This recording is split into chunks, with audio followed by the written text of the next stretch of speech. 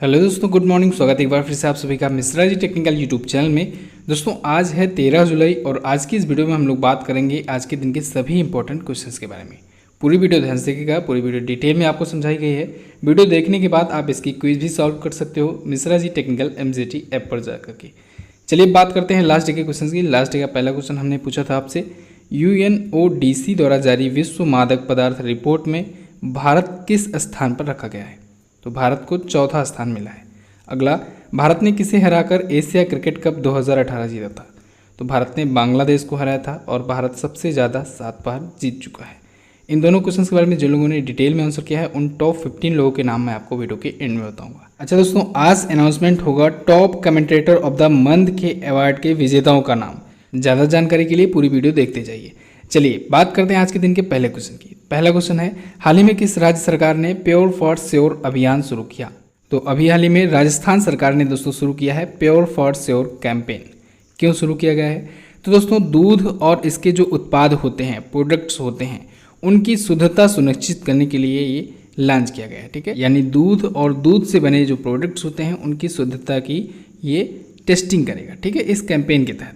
अब इस कैंपेन के तहत हो ये रहा है कि 8 जुलाई से लेकर के अभी 14 जुलाई तक, 14 जुलाई यानी कल तक मिल्क और मिल्क से जुड़े जितने भी प्रोडक्ट्स हैं राजस्थान में उनके सैंपल्स लिए जा रहे हैं और इनके सैंपल्स एकत्र करके इनकी जांच की जाएगी। किसके द्वारा? FSSAI के द्वारा इसकी टेस्टिंग की जाएगी। क्लियर है? तो प्योर फॉर श्योर कैंपेन किसने शुरू किया? राजस्थान सरकार ने। अब राजस्थान आया है तो हम लोग राजस्थान से रिलेटेड कुछ और भी चीज़ें रिवाइज कर लेते हैं। इसने अभी हाल ही में इंदिरा रसोई योजना शुरू की थी गरीबों के लिए। राजस्थान ने ही राज कौशल पोर्टल लॉन्च किया था। राजस्थान ने ही दोस्तों नशे की लत से बचाने के लिए स्वास्थ्य मित्रों की नियुक्ति की थी। 3 पॉइंट आपको राजस्थान से याद रखना है। राजस्थान से स्टैटिक की अगर बात करें तो जयपुर पिंक सिटी यहाँ की है राजधानी। राजस्थान ये रहा मैप में, भारत का सबसे बड़ा राज्य है क्षेत्रफल की दृष्टि से। कलराज मिश्रा जी यहाँ के गवर्नर हैं। अशोक गहलोत कांग्रेस पार्टी से यहाँ के हैं CM। अच्छा दोस्तों, आज बहुत बड़ा हो सकता है कुछ, क्योंकि ये सुनाई पड़ रहा है न्यूज़ में कि जो यहाँ के उप मुख्यमंत्री हैं सचिन पायलट, वो बीजेपी में शामिल हो सकते हैं और कुछ विधायकों के साथ। अगर ऐसा हुआ तो फिर राजस्थान की सरकार गिर सकती है। तो फिलहाल के लिए अभी चीफ मिनिस्टर हैं अशोक गहलोत जी, आगे आपको जो भी होगा बताया जाएगा। राजस्थान हाईकोर्ट की बात करें अगर, तो राजस्थान हाईकोर्ट के चीफ जस्टिस हैं दोस्तों इंद्रजीत मोहंती। कौन? इंद्रजीत मोहंती। राजस्थान में है सरिस्का टाइगर विहार, रणथंभौर नेशनल पार्क और केवला देव घाना पक्षी विहार। राजस्थान से झीलों के बारे में मैंने आपको याद कराया था। क्या याद कराया था? राजस्थान से आपको याद करना है राजसमंद, और जयपुर से याद कराया था मैंने जयसमंद। राजसमंद जयसमंद 2 हो गया। और एक पुष्कर मंदिर है राजस्थान में, आपको पता है पुष्कर मंदिर एकमात्र ब्रह्मा जी का मंदिर है भारत में, पुष्कर मंदिर राजस्थान में। और पुष्कर मंदिर से आपको याद रखना है पुष्कर झील का नाम। ठीक है, तो पुष्कर झील हो गया। तो इन 3 झीलों का नाम आपको याद रखनी है। ओके, और एक सांभर झील याद रख लीजिएगा, खारे पानी की झील है ये भी। चलिए नेक्स्ट बात करते हैं। अगला है EIU की एशिया प्रशांत कैंसर तैयारी सूचकांक में भारत किस स्थान पर है? तो EIU यानी इकोनॉमिक इंटेलिजेंस यूनिट द्वारा दोस्तों अभी हाल ही में एक लिस्ट जारी की गई है, एक रैंकिंग जारी की गई है Asia Pacific cancer preparation index की, और इसमें बताया गया भारत है 8वें स्थान पर। इस लिस्ट में दोस्तों टॉप 10 कंट्रीज को शामिल किया गया है। टॉप 10 में भारत है 8वें स्थान पर। किस लिस्ट में? एशिया प्रशांत कैंसर तैयारी सूचकांक में। यानी कि इस रिपोर्ट में ये बताया गया है कि कौन सा देश कैंसर को कंट्रोल करने की दिशा में कितनी प्रगति कर रहा है। ठीक है, कितना प्रिपेयर है अपने आप से। तो एशिया प्रशांत कैंसर तैयारी सूचकांक में 8वें स्थान पर है भारत। फर्स्ट पर कौन है? फर्स्ट पर है दोस्तों ऑस्ट्रेलिया, टॉप पर। सेकेंड पर है दक्षिण कोरिया यानी साउथ कोरिया, और थर्ड पर है मलेशिया। भारत है 8वें स्थान पर। क्लियर है? बिल्कुल। इंडेक्स और रैंकिंग पर आपको वीडियो मिली हुई है ऑलरेडी, आप लोग देख सकते हैं, बहुत ही इंपॉर्टेंट वीडियो है। अच्छा, अभी दोस्तों 2 दिन पहले मैंने आपको 2 इंडेक्स बताए थे। कौन कौन से? एक तो था global real estate transparency index 2020। इसमें भारत था 34वें स्थान पर। फर्स्ट पर UK था, सेकेंड पर US था और थर्ड पर था ऑस्ट्रेलिया। दूसरा मैंने आपको बताया था कि विश्व मादक पदार्थ की रिपोर्ट आई है UNODC के द्वारा, जिसका मैंने क्वेश्चन ऑफ द डे भी पूछा था। बहुत लोगों ने अच्छा से आंसर किया है, डिटेल में आंसर किया है, जिसमें बताया गया था कि ईरान में सबसे ज़्यादा पकड़े गए हैं मादक पदार्थ अफीम के रूप में। ठीक है, भारत उसमें चौथे स्थान पर है। अगला क्वेश्चन देखते हैं, अमेरिकी नौसेना की पहली अश्वेत महिला पायलट कौन बनी? तो अमेरिकी नौसेना की पहली महिला अश्वेत पायलट बन गए हैं दोस्तों मैडलिन स्वीगल। इनको दोस्तों अमेरिकी नौसेना में पहली अश्वेत महिला पायलट के रूप में अपॉइंट किया गया है और इन्हें इसी मंथ में यानी जुलाई में ही अंत तक, इसी मंथ के अंत तक दोस्तों एक अवार्ड भी दिया जाएगा, एक ऑनर दिया जाएगा, rings of gold. Rings of gold से भी इनको नवाजा जाएगा, एक प्रकार का ऑनर है। ओके, अश्वेत महिला का क्या मतलब हुआ दोस्तों? अमेरिका वगैरह देशों में श्वेत अश्वेत यानी काले गोरों पर बहुत ज़्यादा भेदभाव किया जाता है। तो मैडलिन स्वीगल जो है ये अश्वेत महिला है, तो इसी भेदभाव को खत्म करने की दिशा में ये अश्वेत की अब नियुक्ति की जा रही है, मतलब उनको ज़्यादा अब सम्मान दिया जा रहा है वहाँ पर, जिससे लोगों में संदेश जाए कि भेदभाव नहीं हो रहा है। ओके, चलिए मैडलिन स्वीगल को हम लोग जान लिए, ये तो हो गई पहली अश्वेत महिला पायलट। अगर हम लोग पहली महिला पायलट की बात करें अमेरिकी नौसेना में, तो दोस्तों 1974 में ही हो गई थी नियुक्ति। किसकी? रोजमेरी मेरिनर का। रोजमेरी मेरिनर पहली महिला पायलट बनी थी अमेरिकी नौसेना की। ओके, ठीक है, कब बनी थी? 1974 में ही। चलिए नेक्स्ट बात करते हैं, हाल ही में किसने म्यूचुअल फंड उद्योग के लिए एक सलाहकार समिति का गठन किया?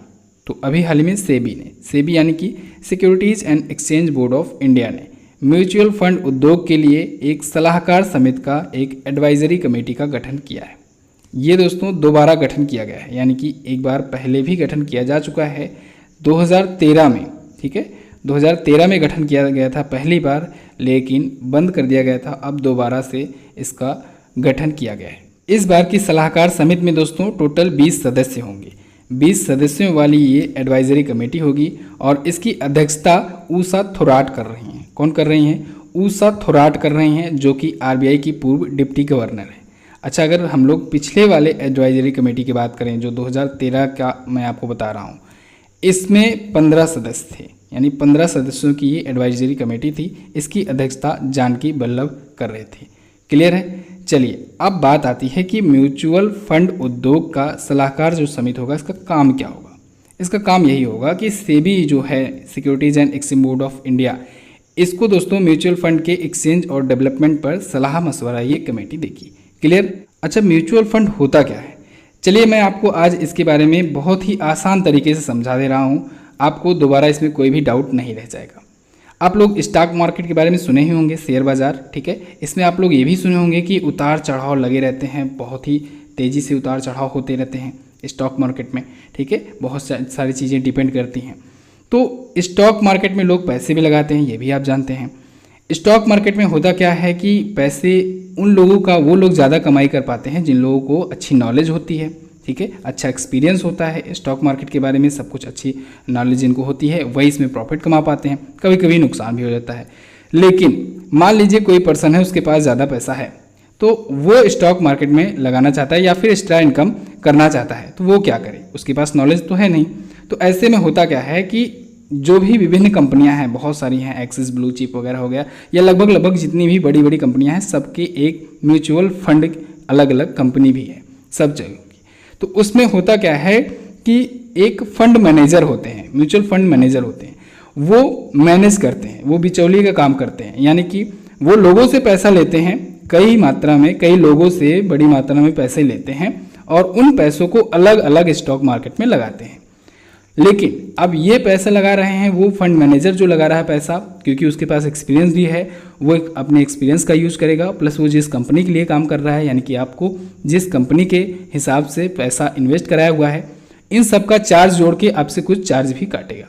लेकिन आपको श्योरिटी देगा कि आपका जो पैसा है उसमें से बहुत ही कम रिस्क है कि आपका पैसा बर्बाद हो या डूबे। ठीक है, लेकिन वो आपको, अगर आप उसको समय देंगे 2 से 3 सालों का, तब फिर वो आपको प्रॉफिट कमा करके देगा। यानी कि वो काम यही करेगा कि आपके पैसों का अलग अलग स्टॉक मार्केट में पैसा वो लगाएगा और वहाँ से वो अर्निंग करेगा, इनकम करेगा, फिर कुछ परसेंटेज आपको दे देगा। हालांकि ये परसेंटेज बैंक के जो परसेंटेज होते हैं उससे ज़्यादा होगा। ठीक है, तो सिंपल सी बात यही है कि म्यूचुअल फंड जो होता है दोस्तों, ये डायरेक्ट स्टॉक मार्केट में इन्वेस्टमेंट ना करके इनडायरेक्टली होता है, यानी कि एक स्टेप हो करके तब स्टॉक मार्केट में पैसा जाता है। और इसमें डिपेंड करता है कि फंड मैनेजर कैसा है, कितना ज़्यादा एक्सपीरियंस्ड है। आई होप आपको समझ में आ गया होगा। सेबी के बारे में बात करें दोस्तों, इसका हेडक्वार्टर है मुंबई में। Securities and exchange board of India 1992 में हुई थी इसकी स्थापना और अजय त्यागी जी हैं इसके वर्तमान में अध्यक्ष। सेबी का काम दोस्तों इन्हीं सब चीज़ों के लिए है। स्टॉक मार्केट से लेकर के म्यूचुअल फंड से रिलेटेड जितने भी इसमें धांधली वगैरह होते हैं, इन सब की चेकिंग के लिए, इन सब की जांच के लिए ये गठित किया गया है। ठीक है, चलिए अगला है, गूगल ने social networking platform Google plus को किस नाम से दोबारा लॉन्च किया? तो गूगल ने दोस्तों अपने गूगल प्लस को गूगल करंट के नाम से लॉन्च किया है। किसको? गूगल प्लस को गूगल करंट के नाम से दोबारा लॉन्च किया है।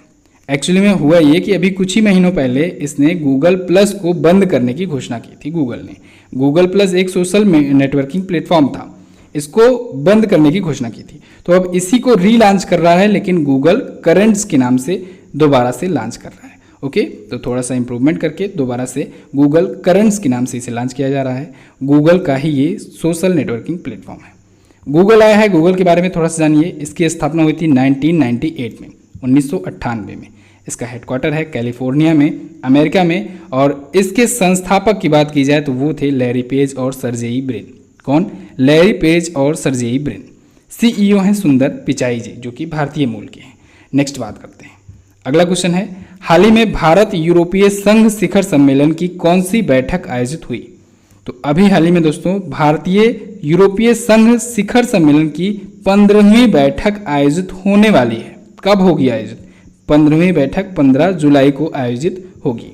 एक्चुअली में ये आयोजित हो जाना था पहले ही, लेकिन ड्यू टू कोविड-19 दोस्तों इसे टालना पड़ा, नहीं तो इस वर्ष के शुरुआत में ही ये हो जाता।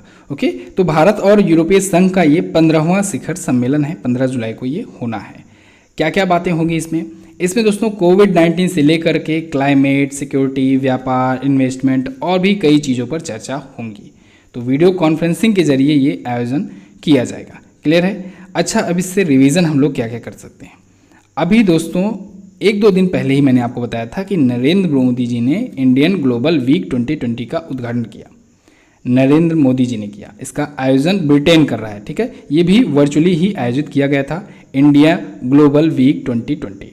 ओके, एक और पॉइंट आप लोग याद रखिएगा, ब्रिटेन आया तो है, बता तो दिया मैंने, लेकिन ध्यान रखिएगा ब्रिटेन ईयू का सदस्य नहीं है, यूरोपियन यूनियन का सदस्य नहीं है ब्रिटेन। अगर आपको याद हो तो कुछ ही महीनों पहले न्यूज आई थी कि ब्रिटेन यूरोपीय संघ छोड़ रहा है। ठीक है, तो उसी टाइम छोड़ दिया था। चलिए नेक्स्ट बात करते हैं। अगला है, भारतीय नौसेना ने किस ऑपरेशन के तहत विदेशों में फंसे लगभग 4000 भारतीयों को वापस लाया? तो भारतीय नौसेना ने दोस्तों ऑपरेशन समुद्र सेतु के तहत, ऑपरेशन समुद्र सेतु के तहत विदेशों में फंसे 3992 भारतीय नागरिकों को वापस लाया है। कोविड-19 के कारण दोस्तों विदेशों में फंसे जो भारतीय थे उनको लाने के लिए ये ऑपरेशन शुरू किया गया था। जब शुरू किया गया था तब भी मैंने आपको बताया था 5 मई को इसकी शुरुआत की गई थी। 55 दिनों तक ये अभियान चला, ये ऑपरेशन चला। 55 दिनों से थोड़ा सा ज़्यादा टाइम लगा और टोटल 23,000 किलोमीटर का सफ़र तय किया गया इंडियन नेवी के थ्रू। ठीक है, अब इंडियन नेवी की कौन कौन सी जहाज़ थी जिन्होंने ये सफ़र तय किया है, इसका नाम हो सकता है आपसे पूछ लिया जाए, बता दे रहा हूँ आपको। एक था जल अश्व, दूसरा था एरावत और तीसरा था शार्दुल, चौथा था मगर। तो ये 4 भारतीय नौसेना के जहाज़ों के नाम हैं, जल अश्व, एरावत, शार्दुल और मगर। इन 4 जहाज़ों का नाम याद रखना है। इन 4 जहाज़ों के जरिए 23,000 किलोमीटर तक का सफ़र तय किया गया और 3,992 भारतीयों को समुद्र के रास्ते भारत वापस लाया गया। क्लियर है? अच्छा, भारतीय नौसेना का विदेशों में फंसे भारतीयों को वापस लाने का ये पहला अभियान नहीं है, इससे पहले भी कुछ अभियान हुए हैं, याद रखिएगा, हो सकता है पूछ लिया जाए। इंपॉर्टेंट चीज़ें हैं ये, जैसे 2006 में एक ऑपरेशन सुकून लॉन्च किया गया था। ऑपरेशन सुकून के तहत दोस्तों भारतीय नौसेना ने बेरूत में फंसे भारतीयों को वापस लाया था। एक और 2015 में शुरू किया गया था, ये इंपॉर्टेंट ज़्यादा है, ऑपरेशन राहत। ऑपरेशन राहत के तहत यमन से भारतीयों को वापस लाया गया था। ठीक है, तो ये चीज़ें हैं आपको ध्यान में रखनी है। इंडियन नेवी आया है, इसके बारे में थोड़ा सा हम लोग इन्फॉर्मेशन ले लेते हैं। भारतीय नौसेना दुनिया की 7वीं सबसे बड़ी नौसेना है। नई दिल्ली में इसका हेडक्वार्टर है। 4 दिसंबर को दोस्तों मनाया जाता है भारतीय नौसेना दिवस। भारतीय नौसेना के अध्यक्ष कौन है? एडमिरल करमबीर सिंह जी। नेक्स्ट बात करते हैं। अगला है, किस देश में तैनात UNIFL की भारतीय नौसेना की जगह पर यहाँ पर भारतीय बटालियन कर लीजिए, भारतीय बटालियन ने पर्यावरण पुरस्कार जीता। तो दोस्तों लेबनान में तैनात UNIFL की एक भारतीय बटालियन ने एक पर्यावरण पुरस्कार जीता है। UNIFL का फुल फॉर्म होता है United Nation interim force in Lebanon. क्या? United Nations interim force in Lebanon, यानी लेबनान में संयुक्त राष्ट्र अंतरिम बल। तो दोस्तों लेबनान में स्थित जो संयुक्त राष्ट्र का अंतरिम बल है उसमें तैनात भारतीय बटालियन ने एक पर्यावरण पुरस्कार जीता है। क्यों जीता है? तो दोस्तों इंडियन बटालियन को एक प्रोजेक्ट सौंपा गया था। उस प्रोजेक्ट के तहत करना ये था कि प्लास्टिक की रिसाइकलिंग पर ज़्यादा ध्यान देना था, ग्रीन हाउसों का निर्माण करना था, अपशिष्ट उत्पादन को कम करना था और साथ ही साथ खाद के गड्ढे बनाना वगैरह था। तो इन सब पर बेहतर प्रदर्शन के लिए इंडियन बटालियन को एक पर्यावरण पुरस्कार दिया जाएगा। इस मिशन के हेड और फोर्स कमांडर थे major general Stefano Del Col. कौन? Major general Stefano Del Col. चलिए अब लेबनान आया है तो हम लोग देख लेते हैं लेबनान है कहाँ पर। तो सबसे पहले ये रहा हमारा प्यारा भारत। यहाँ से अगर आप आएंगे इजराइल की तरफ, इजराइल तो आपको पता होगा, अभी उसी दिन मैंने आपको बताया था। इजराइल के दोस्तों जस्ट ऊपर है लेबनान। ये रहा इजराइल, यहाँ पर है लेबनान। ठीक है, ये अपना बॉर्डर शेयर कर रहा है सीरिया से, इजराइल से, थोड़ा सा जॉर्डन से भी अपना बॉर्डर शेयर कर रहा है। तो यही है देश लेबनान। क्लियर है? थोड़ा सा और हम लोग क्लियर देख लेते हैं जूम करके। ये रहा लेबनान। यहाँ की राजधानी है बेरत। बीरत है यहाँ की राजधानी। यहाँ के PM कौन है? PM है हसन दियाब। यहाँ की करेंसी है लेबनीज पाउंड। अगला है विश्व मौसम विज्ञान संगठन ने अगले 5 वर्षों में औसत वैश्विक तापमान कितना बढ़ने का अनुमान लगाया है। तो विश्व मौसम विज्ञान संगठन ने बताया है कि अगले 5 वर्षों में पूरी दुनिया का यानी कि ग्लोबली जो तापमान है, टेम्परेचर है, वो 1.5 डिग्री सेल्सियस से बढ़ जाएगा। और ये कब बढ़ेगा? गर्मियों के टाइम पर बढ़ेगा दोस्तों। और ये बताया है कि कम से कम 1 महीनों तक बढ़ा रहेगा या हो सकता है इससे ज़्यादा टाइम तक बढ़ा रहे गर्मियों के टाइम पर। ठीक है, तो 1.5 डिग्री सेल्सियस का तापमान बढ़ जाएगा। साथ ही साथ इसने ये भी बताया है कि भारत सहित कुछ देश ऐसे भी हैं जहाँ पर अत्यधिक तापमान देखने को मिल सकता है। तो ये बताया है विश्व मौसम विज्ञान संगठन ने। विश्व मौसम विज्ञान संगठन के बारे में अगर बात करें तो इसकी स्थापना हुई थी 1950 में, 1950 में हुई थी इसकी स्थापना। जिनेवा में हेडक्वार्टर है और इसके अध्यक्ष हैं गेरहार्ड एड्रियन। कौन? गेरहार्ड एड्रियन है इसके अध्यक्ष और महासचिव यानी सेक्रेटरी जनरल हैं पेट्री तालस।